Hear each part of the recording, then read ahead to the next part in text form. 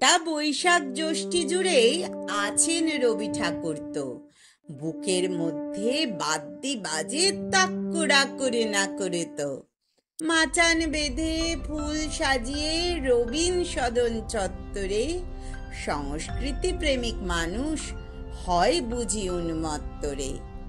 আসর মাতে পদ্য পাঠে তোমার মধু সঙ্গীতে কখনো মন দোদুল দোলে নৃত্য রসভঙ্গিতে।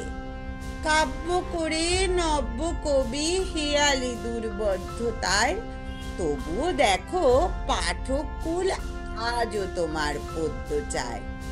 আজও তোমার গদ্য পড়ে, নাটক করে মঞ্চে যে, যতই হোক বড়াই মেকি মডার্ন হয়ে সংসেজে।